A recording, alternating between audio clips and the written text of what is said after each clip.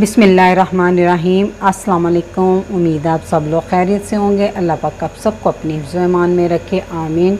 जी, आज मैं आपके साथ रेसिपी शेयर कर रही हूँ दाल माश की, और मैं बना रही हूँ इसको बिल्कुल ढाबा स्टाइल में, जैसे कि होटलों में ढाबों में मिलती है।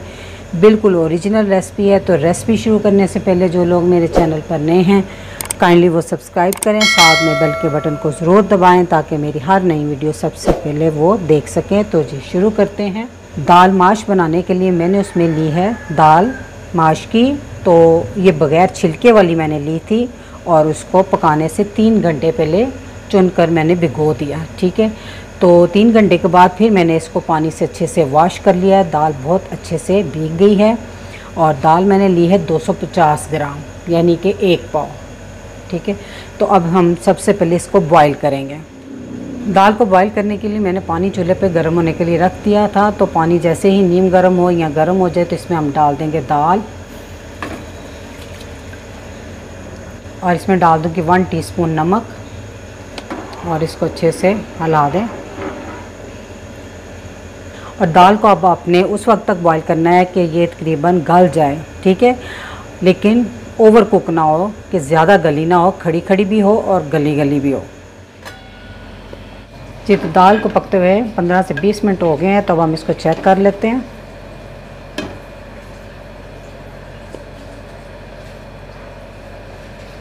ये देखें, दाल गली भी हुई है, और देखें दाना इसका बिखरा बिखरा भी है। ठीक है, तो अब हम इसका पानी सारा उतार लेंगे किसी जालीदार बर्तन में डाल के। सबसे पहले मैं एक कढ़ाई में डालूँगी ऑयल, और ऑयल है ये 3-4 कप, यानी कि पौना कप। ऑयल इसमें थोड़ा ज़्यादा ही जाता है, क्योंकि आपने देखा होगा कि ढाबों पे जो दाल बनती है उसमें तरी काफ़ी होती है। जी, तो ऑयल के गर्म होती है। अब मैं इसमें डालूँगी 1 टीस्पून साबुत ज़ीरा, और 1 टेबलस्पून लहसुन अदरक फ्रेश कुटा हुआ मैंने लिया। आप इसकी जगह पेस्ट भी डाल सकते हैं। चंद सेकंड लहसुन अदरक को फ्राई करने के बाद इसमें मैं डाल दूँगी ये 5 अदद साबुत गोल मिर्च, और ये छोटी वाली 2-3 हरी मिर्चें थी, उनको बारीक काट लिया, और इसको थोड़ी देर भून लेंगे।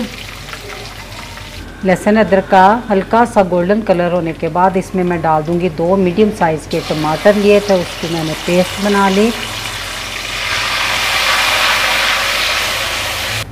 अब हम इसको मीडियम आंच पे ऐसे ही पकने देंगे ताकि टमाटर का आधा पानी खुश्क हो जाए। टमाटर का पानी काफ़ी हद तक खुश्क हो गया, तो अब हम इसमें डाल देंगे कुछ मसाले। नमक मैंने लिया है हस्बे ज़रूरत, आप अपनी पसंद से डाल सकते हैं। मैंने लिया है 1 टीस्पून से थोड़ा सा कम। हल्दी 1/2 टीस्पून, धनिया पाउडर 1 टीस्पून, कुटी हुई लाल मिर्च 1 टीस्पून, और पिसी हुई लाल मिर्च 1 टीस्पून। नमक मिर्च का इस्तेमाल आप अपने टेस्ट के मुताबिक कम या ज़्यादा कर सकते हैं। इस दाल में थोड़ी नमक मिर्च स्पाइसी ही अच्छी लगती है। तो अब हम इसकी अच्छे से बुनाई करेंगे। टमाटर का जो थोड़ा बहुत पानी है वो अच्छे से खुश्क हो जाए इसमें, और जो नमक मिर्च का कच्चापन है वो भी ख़त्म हो जाएगा इसके साथ ही। जी, तो मसाले की अच्छे से बुनाई हो चुकी है, टमाटर का सारा पानी खुश्क हो चुका है। तो इसमें मैं डाल दूँगी ये दाल जो हमने अभी बॉईल की थी। अब हम दाल की अच्छे से बुनाई करेंगे इसमें। दाल की मैंने 2 से 3 मिनट तक मीडियम आंच पे बुनाई कर ली है। तो अब हम इसमें थोड़ा सा पानी डाल देंगे।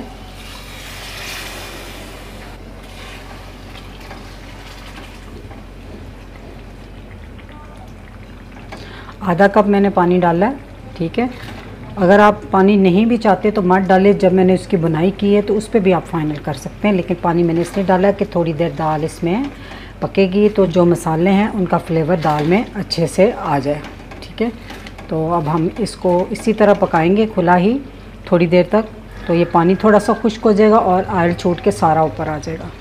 आप देख सकते हैं माशाल्लाह ऑयल सारा छूट के दाल के ऊपर आ गया, और दाल में भी कोई पानी नहीं है, क्योंकि बुनाई करते हुए जो दाल खुश्क हुई थी ना, तो वो थोड़ा सा पानी डाला है, वो दाल ने ही सोख कर लिया। ठीक है, तो अब हम इसमें डालेंगे 1/2 टीस्पून गरम मसाला।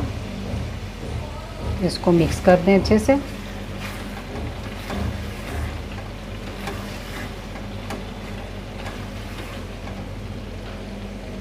अब मैं इसमें डालूँगी 3-4 कटी हुई हरी मिर्चें, और थोड़ा सा अदरक कटा हुआ, कुछ मैंने गार्निश के लिए रख लिया और धनिया।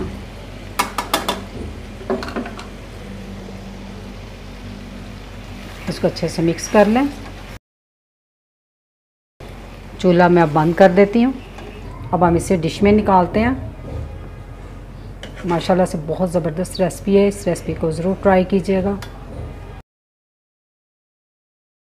माशाल्लाह से आप इसकी फ़ाइनल लुक देख सकते हैं। देखने में जितनी खूबसूरत लग रही है, खाने में बहुत ही लजीज है। आप इस रेसिपी को ज़रूर ट्राई कीजिएगा। तो रेसिपी अच्छी लगी तो मेरी वीडियो को लाइक, फैमिली मेम्बर, फ्रेंड के साथ शेयर कीजिएगा। दुआओं में याद रखिएगा। अल्लाह हाफिज़।